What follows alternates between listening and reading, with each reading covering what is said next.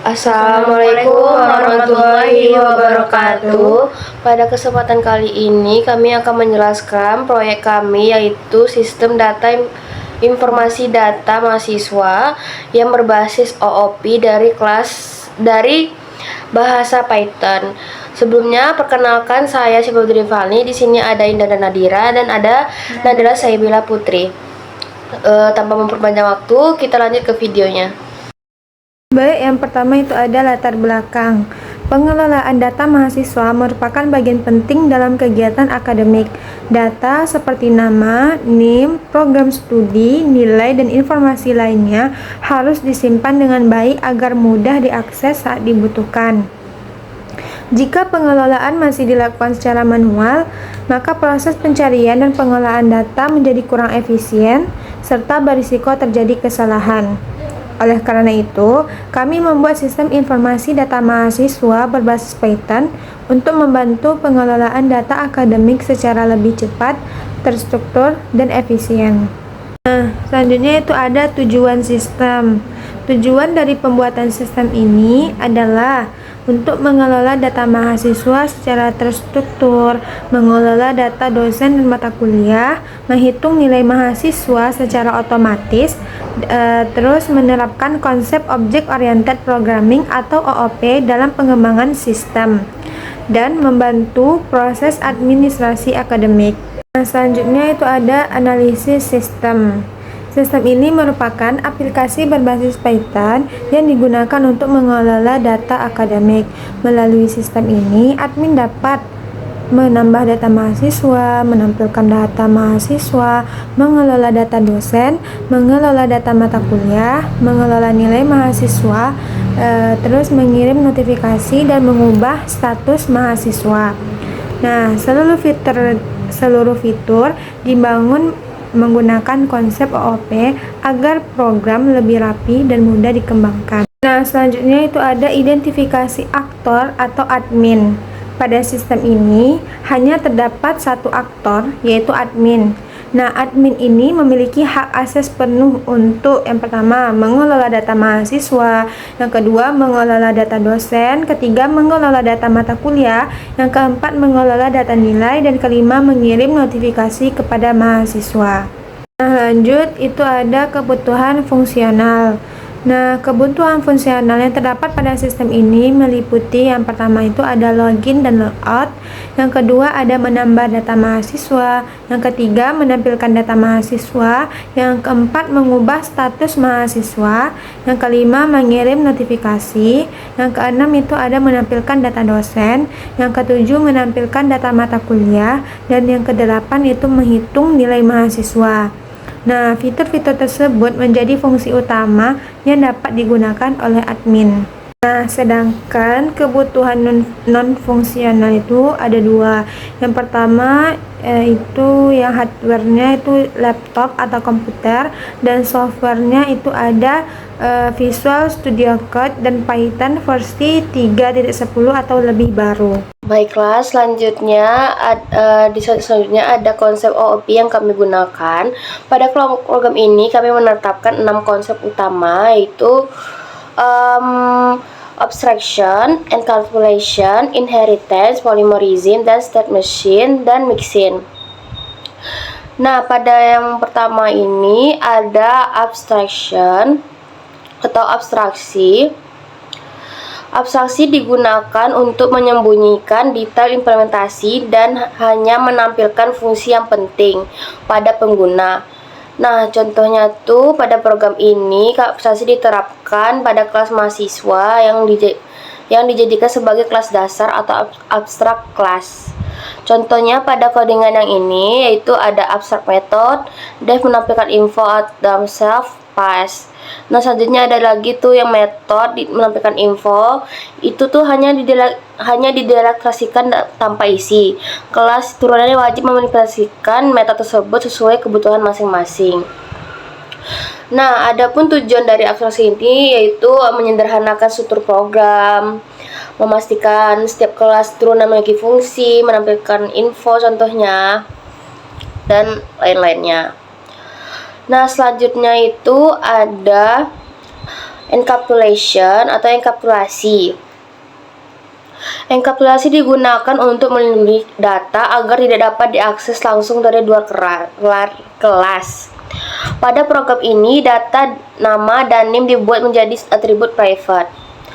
Contohnya pada program ini itu ada self nama, itu menampilkan nama, dan ada yang juga yang untuk NIM. Untuk diakses atau mengubah data tersebut digunakan getter dan setter. Contoh getternya itu ada pada program ini, yaitu yang def get nama, yang turunannya ada return self. Terus contohnya tuh ada yang codingan pada gambar ini juga. Nah, selanjutnya itu ada manfaat dari enkapsulasi, itu menjaga keamanan data, terus mencegah perubahan data secara langsung dari luar kelas. Selanjutnya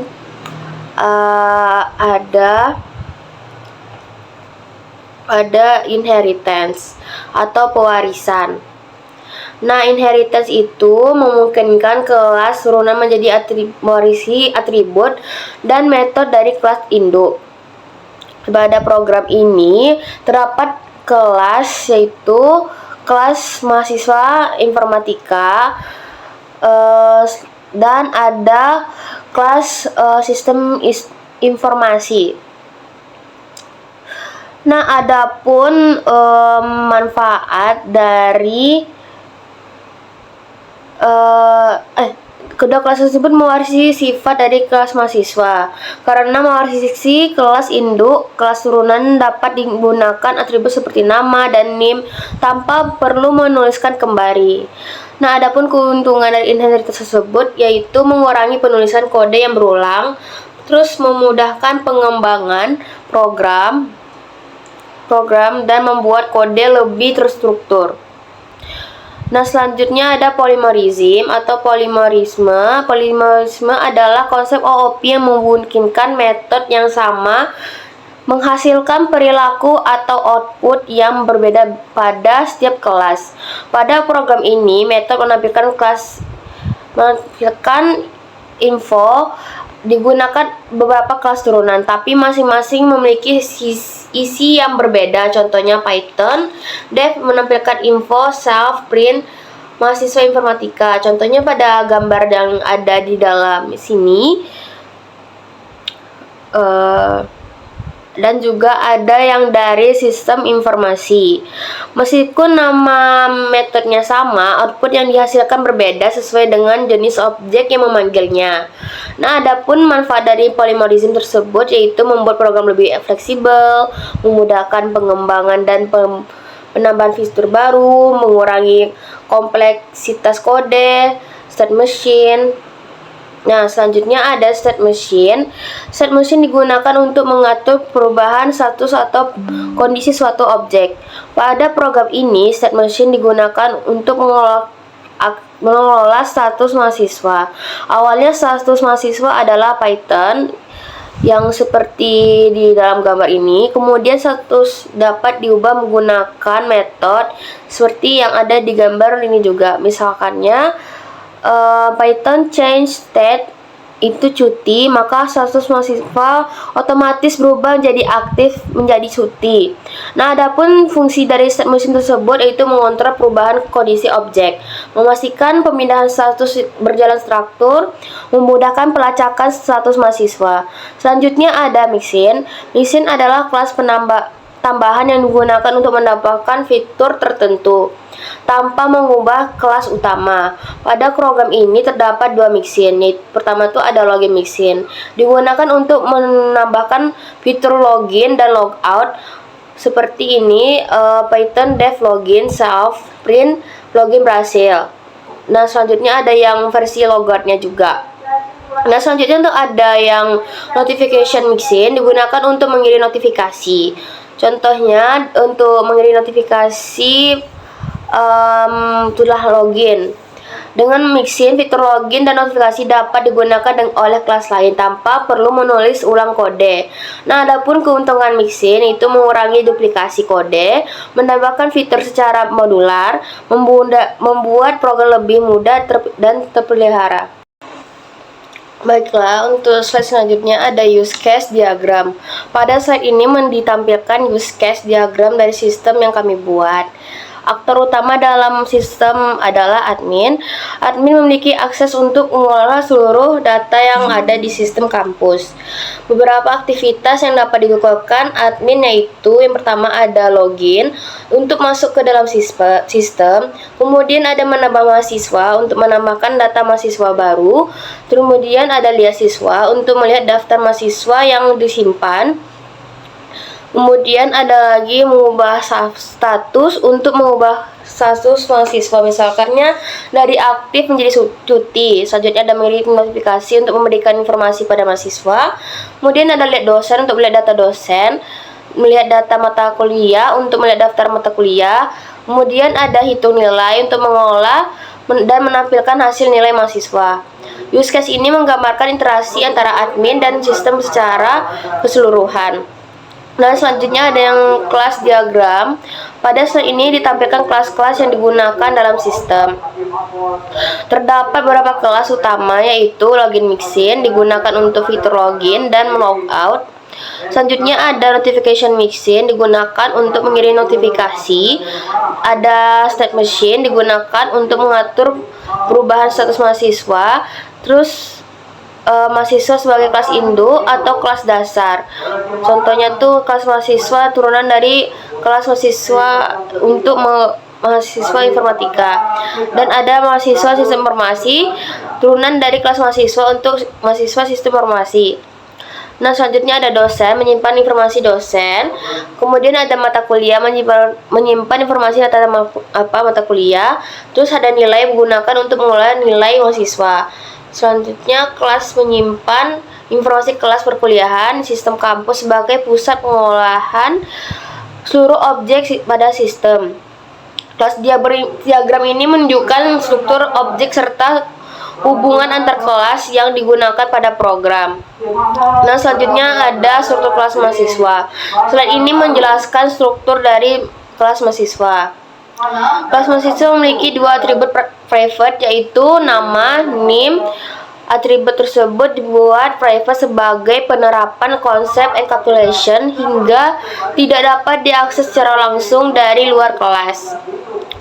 Untuk mengakses dan mengubah data digunakan beberapa metode yaitu get nama, mengambil data nama mahasiswa, kemudian ada get name, mengambil data name mahasiswa, terus ada set nama, mengubah data nama mahasiswa, dan kemudian ada tampilkan info untuk menampilkan informasi mahasiswa.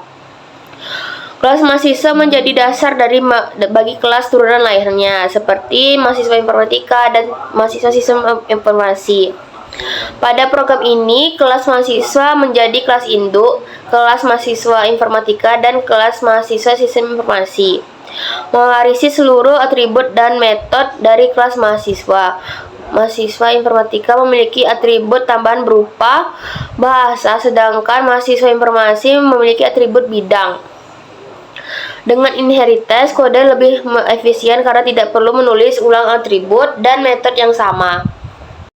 Selanjutnya yaitu polymorphism diterapkan pada metode tampilkan info. Metode ini digunakan oleh kelas mahasiswa informatika dan mahasiswa sistem informasi. Walaupun nama metode yang dipanggil sama yaitu tampilkan info, tetapi output yang dihasilkan berbeda sesuai dengan data dan karakteristik masing-masing dari objek.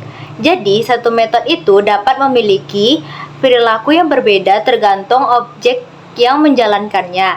Itulah yang disebut dengan polymorphism. Selanjutnya yaitu encapsulation. Encapsulation ini adalah konsep OOP yang digunakan untuk menyembunyikan data atau atribut agar tidak dapat diakses atau diubah secara langsung dari luar kelas yang menggunakan self nama dan self name. Sedangkan data hanya bisa diakses melalui metode get nama, get name, dan set nama.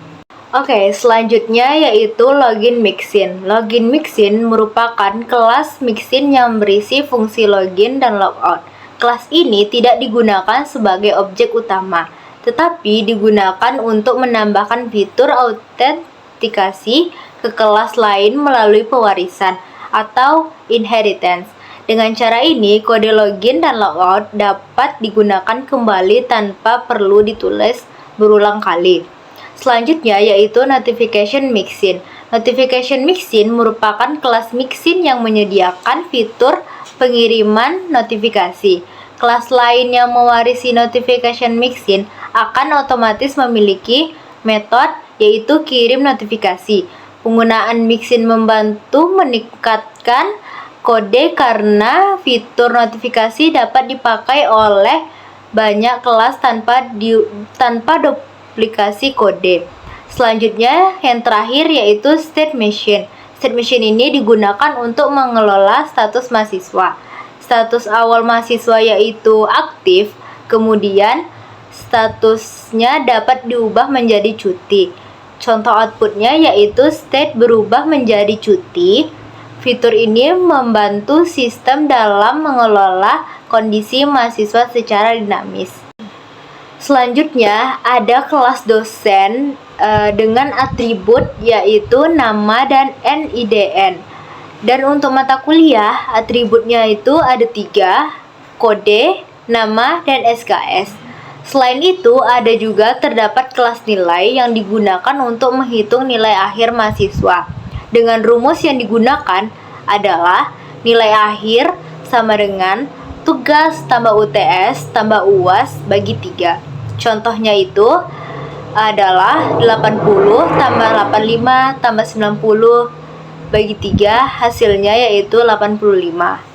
Selanjutnya yaitu implementasi CRUD. Implementasi CRUD ini fitur yang tersedianya itu adalah create tambah mahasiswa, read tampilkan semua, dan delete hapus mahasiswa.